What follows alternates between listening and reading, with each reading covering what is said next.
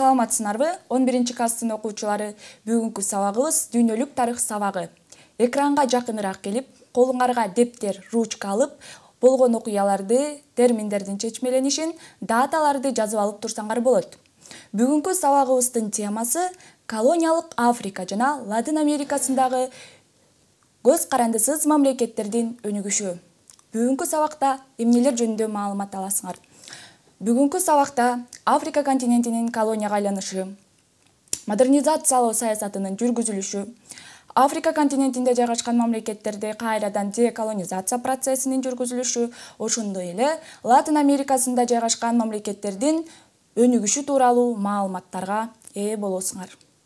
Сабакты баштайлы. Негизи эле 19-кылымдын ортосунда дүйнөдөгү ири мамлекеттердин катарында картадан көрүнүп тургандай эле Россия, Англия, Франция мамлекеттери кирген.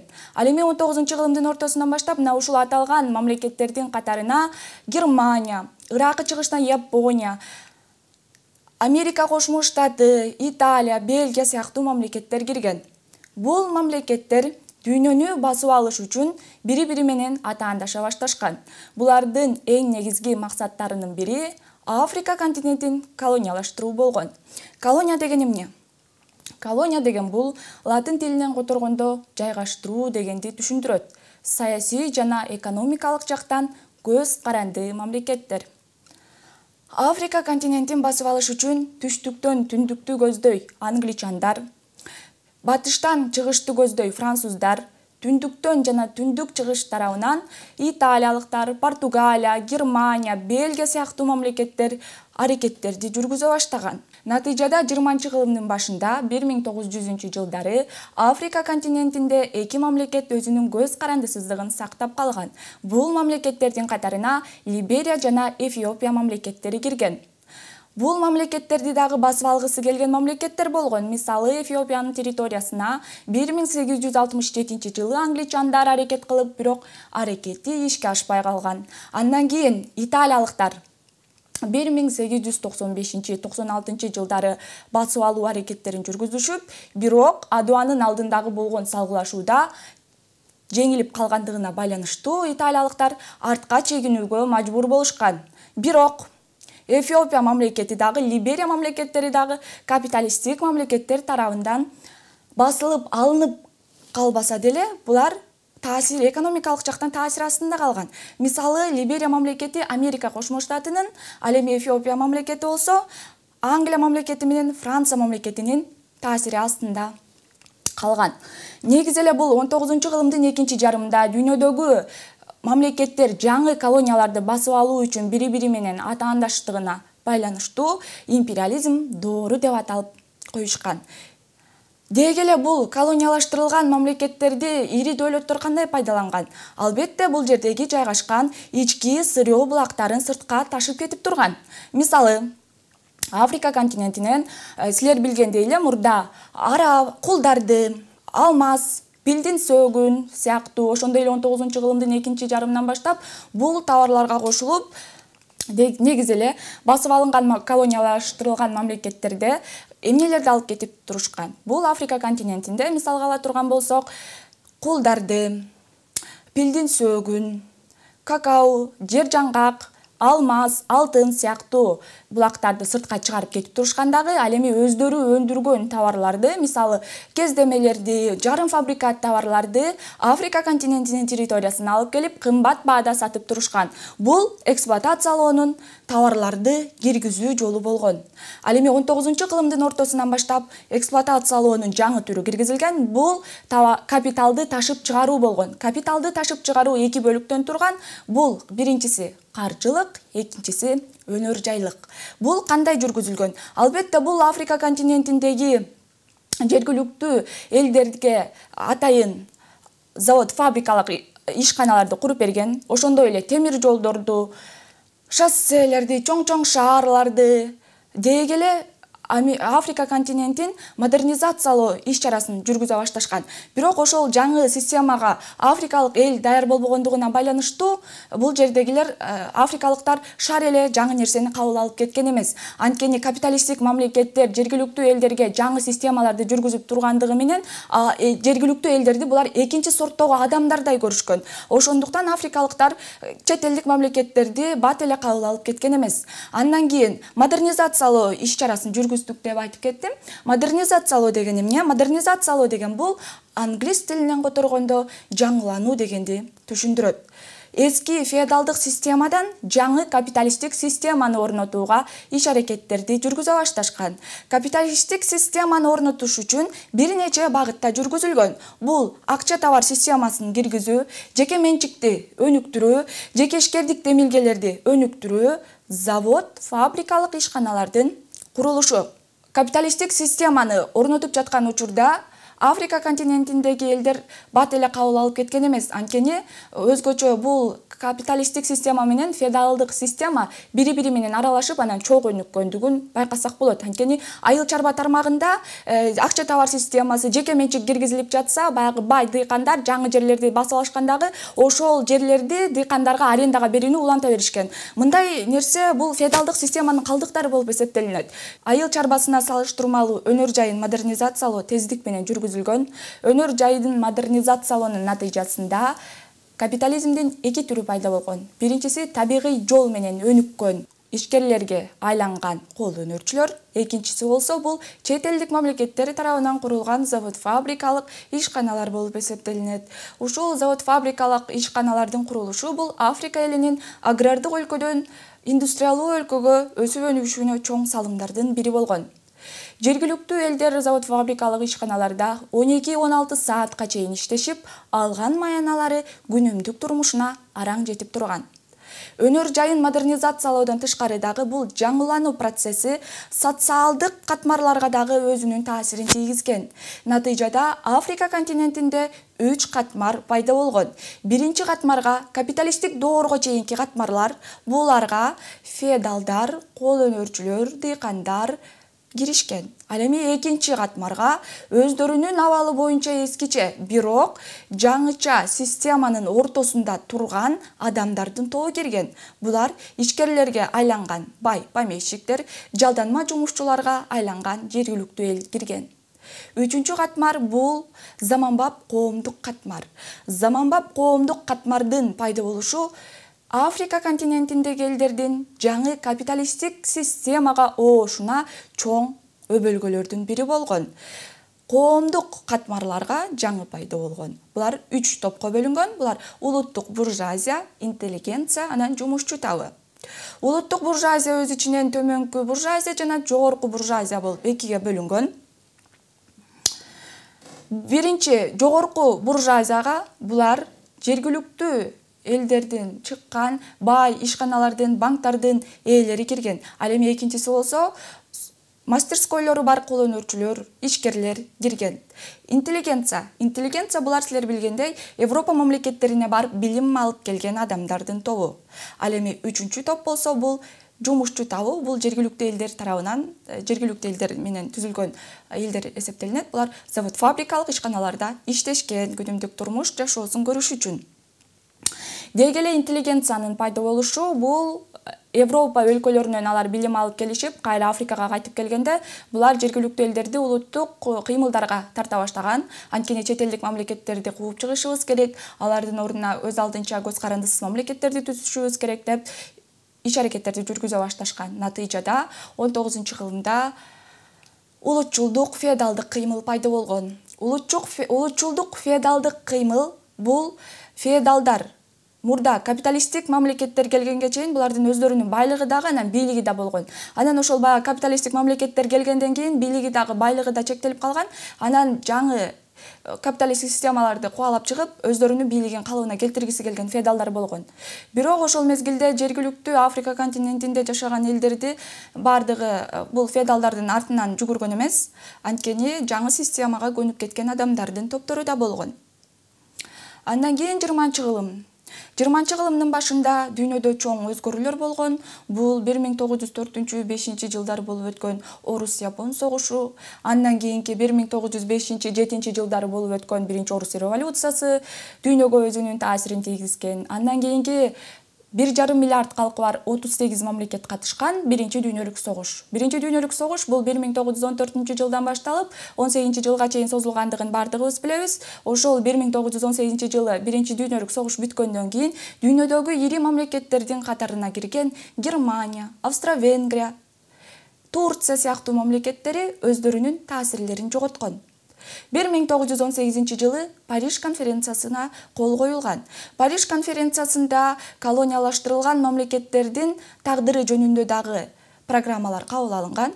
Бул колониялаштырылган мамлекеттердин андан аркы тагдырын чечип бериш үчүн атайын Улуттар лигасынын мандаттары берилген комиссияга тапшырышкан. Бул комиссиянын башында Түштүк Африка Союзунун премьер-министри Смец башында турган комиссия иштеп чыгышкан. Бул комиссиянын иштеп чыкканы боюнча дүйнөдөгү колониялаштырылган мамлекеттерди 3 топко бөлүп чыккан. А, Б жана С тобундагы мамлекеттер болуп, А жана Б тобундагы мамлекеттер өздөрүнүн башкаруу жөндөмдүүлүктөрүнө ээ болгонго чейин Улуттар лигасынын мандаттары берилген мамлекеттер тарабынан башкарылмай болгон. Ал эми С тобундагы мамлекеттер булар Улуттар лигасынын мандаттары берилген мамлекеттер тарабынан аннексияланмак. Аннексия деген эмне? Аннексия деген бул латын тилинен которгондо кошулуу дегенди түшүндүрөт. Бир мамлекетти күч колдонуп эле басып алуу дегенди түшүндүрөт. Бирок буга карабастан, негизи эле буга чейин эле биринчи дүйнөлүк согуштун эң негизги себептеринин бири бул эмне болгон? Албетте бул дүйнөнү кайра бөлүштүрүү. Ана уткан мамлекеттер дүйнөнү өздөрү каалагандай кылып кайрадан бөлүштүрүп алышкан. Бирок буга карабастан Африка континентинде улуттук буржуазиялык көтөрүлүштөр боло берген. Бул көтөрүлүштөрдүн бири 1918 жылдан баштап 1923 жылдарга чейин уланган көтөрүлүш. Бул көтөрүлүштүн натыйжасында 1922 жылы формалдуу түрдө болсо дагы Египет мамлекети өзүнүн көз карандысыздыгына ээ болгон. Андан кийин дүйнөдөгү 1929 жылдан 1933 жылга чейин созулган дүйнөлүк экономикалык кризис дагы Африка континентинде жайгашкан элдерге өзүнүн таасирин тийгизген. Экономикалык абал начарлаган, жумушсуздар көбөйгөн, экспорт сыртка чыкпай калган. Ушулардын натыйжасында улуттук боштондук көтөрүлүштөр тынбай болуп, натыйжада деколонизация процесси башталган. Деколонизация деген бул көз каранды мамлекеттерге эгемендүүлүктүн берилиши. Натыйжада Африка континентинде жайгашкан мамлекеттер өз эгемендүүлүгүнө ээ боло башташкан. Мисалы, 1950 жылы Африкада 14 көз карандысыз мамлекет пайда болгон.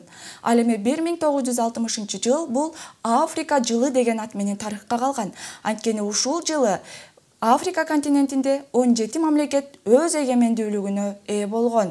Андан кийин 1980 жылдары 80 мамлекет эгемендүүлүккө ээ болгон. Бирок деколонизация бул көз каранды мамлекеттерге эгемендүүлүктүн берилиши.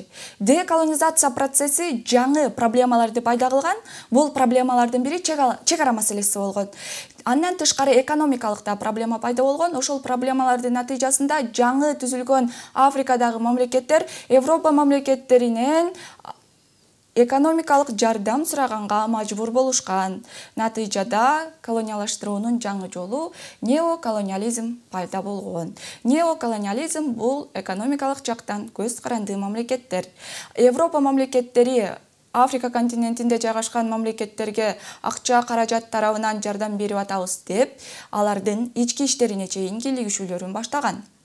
Натыйжада 1974 жылы неоколонизацияга кирген мамлекеттер булар жаңы дүйнөлүк экономикалык тартип кыймылын түзүшкөн. Жаңы дүйнөлүк тартип кыймылынын негизги максаты жаш мамлекеттердин түпкү максатын эске алуу менен тең укуктуу экономикалык келишимдерди түзүү, ошондой эле жаңы технологиялык системаларды түзүү болгон.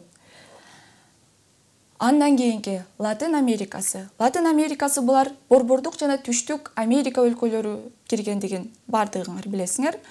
Неге Латын Америкасы деп аталып калган? Себеби 17-кылымда Борбордук жана Түштүк Америка өлкөлөрүн Испания, Португалия мамлекеттери басып алган. Басып алгандан кийин жергиликтүү элдер басып алган мамлекеттердин тилинде сүйлөй башташкан. Ошондуктан 19-кылымдын ортосунан баштап Борбордук жана Түштүк Америка өлкөлөрү Латын Америкасы деп аталып калган. Латын Америкасында өз алдынчалыкка жеткен жаш мамлекеттер Африка континенттери сыяктуу эле Европа мамлекеттеринен булар дагы каржылык тараптан карыздарды алып турушкан, карыздарын төлөш үчүн жаңы кредиттерди алышкан, жаңы карыздарды алышкан. Натыйжада Европа мамлекеттери Латын Америкасына агрессивдүү жүрүштөрдү жасай башташкан. Мисалы, англичандар бир тараптан Чили менен, экинчи тараптан Боливия менен Перунун ортосунда болуп өткөн 1879-1874 жылдары болуп өткөн Тынч океандагы согушка себепкер болушкан. Андан кийин 1898 жылы бул жылы Америка Кошмо Штаты менен испаниялыктардын ортосунда согуш болгон. Ушул согуштун натыйжасында узак убакытка чейин өзүнүн көз карандысыздыгын сактап турган Куба мамлекети Америка Кошмо Штатына көз каранды мамлекет болуп калган. Бирок буга карабастан Латын Америкасындагы өлкөлөр өзүнүн көз карандысыздыгын сактап, андан ары өнүгүшүн уланта берген. Бирок Латын Америкасында феодалдык система узак убакытка чейин сакталып турган. Илимий техникалык революция Латын Америкасында 19-кылымдын экинчи жарымында гана болгон. Бүгүн силер менен биз Африка континентинин колонияга айланышы, ал жердеги модернизациялоо саясатынын жүргүзүлүшү, деколонизация процесси, неоколониализм, Латын Америкасындагы мамлекеттердин өнүгүшү тууралуу маалыматтарга ээ болдук. Эми сабакты бышыктоо үчүн суроолор. Биринчи суроо. Модернизация деген эмне? А варианты: жаңылануу, Б. колониялаштыруу, В. эгемендүүлүккө ээ болуу, Г. маданият. Силер билгендей, модернизация бул англис тилинен которгондо жаңылануу дегенди түшүндүрөт. Демек, туура жооп А варианты жаңылануу. Экинчи суроо. Жаңы дүйнөлүк экономикалык тартип кыймылы качан түзүлгөн? А варианты 1978 жыл, Б 1974 жыл, В 1858 жыл, Г 1985 жыл. Бул неоколонизация процессинен чыгыш үчүн колониялаштырылган мамлекеттер жаңы дүйнөлүк экономикалык тартип кыймылын түзүшкөн. Бул жаңы дүйнөлүк экономикалык тартип кыймылы, силер билгендей, бул 1974 жылы түзүлгөн. Кийинки суроо. Кайсы жыл Африка жылы деген ат менен тарыхка кирген? А 1978 жыл, Б 1976 жыл, В 1858 жыл, Г 1960 жыл. Бул жылы Африка континентинде 17 мамлекет өзүнүн көз карандысыздыгына ээ болгон. Туура жооп бул Г варианты 1960 жыл. Кийинки суроо. Африкадагы заманбап коомдук катмарларга кимдер кирген? А варианты феодалдар, дыйкандар, кол өнөрчүлөр. Б. Ишкердик кылууга өткөн помещиктер, бай дыйкандар. В. Улуттук буржуазия, интеллигенция, жумушчу табы. Туура жооп бул капиталисттик доордогу жаңы түзүлгөн катмарлар кирет. В варианты улуттук буржуазия, интеллигенция жана жумушчу табы. Кийинки суроо. Кайсы жылы Куба Америка Кошмо Штатына көз каранды болуп калган? А варианты 1898 жыл, Б 1876 жыл, В 1858 жыл, Г 1950 жыл. Туура жооп бул А варианты 1898 жылы. Ушуну менен сабакты бышыктаганыбыз аягына чыкты. Эми үйгө тапшырма. Үйгө тапшырма китебиңердеги 27 параграфты окуп, аягындагы суроолорго жазуу түрүндө жооп берүү. Бүгүнкү сабагыбыз ушуну менен соңуна келип жетти. Силер менен номер 58-орто мектебинин тарых мугалими Нурдавлет кызы Айпери болдум. Сак саламатта калгыла.